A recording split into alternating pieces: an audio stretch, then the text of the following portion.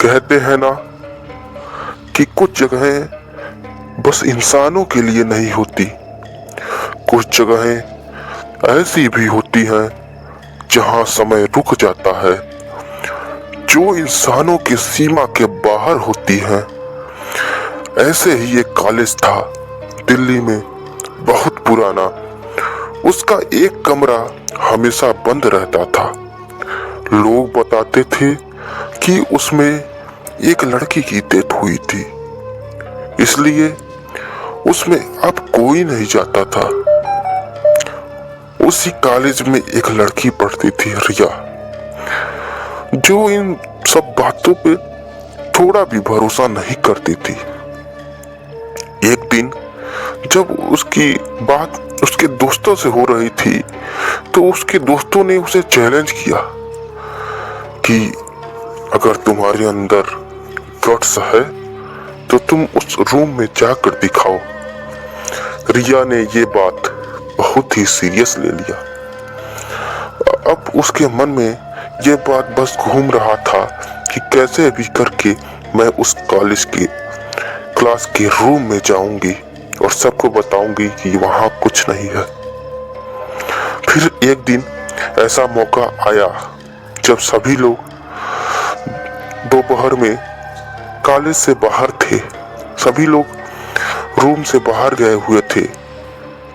तभी अचानक रिया ने उस कमरे का दरवाजा खोला और जैसे ही वो अंदर जाने लगी तो उसने देखा कि उसके सामने एक बहुत पुराना क्लासरूम था, जिसकी बेंचें टूटी फूटी थी, जिसका जो बोर्ड था वो भी पूरी तरह टूट चुका था। ऐसा लग रहा था कि कई सालों से यहाँ इंसानों का नामो निशान नहीं था। फिर जैसे ही वो धीरे धीरे अंदर जाने लगी तो अचानक उसे किसी के चलने की आवाज सुनाई दी।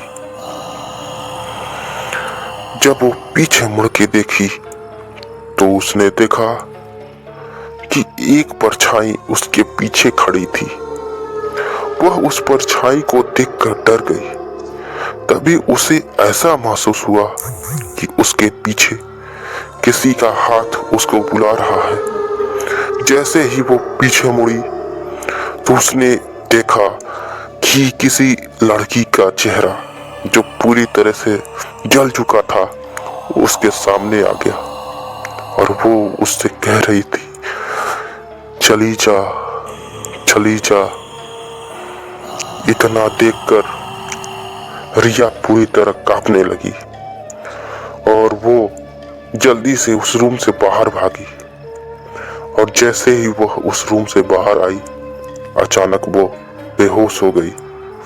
जब उसकी आंखें खुली तो वो अपने क्लासरूम में थी। उसके सारे क्लासमेट्स उसको घेर कर खड़े हुए थे और उससे पूछ रहे थे कि आखिर हुआ है क्या। तब रिया ने सारी बातें बताई तो उनके दोस्तों ने बताया कि हाँ, वहां पर आज भी एक लड़की की आत्मा घूमती रहती है।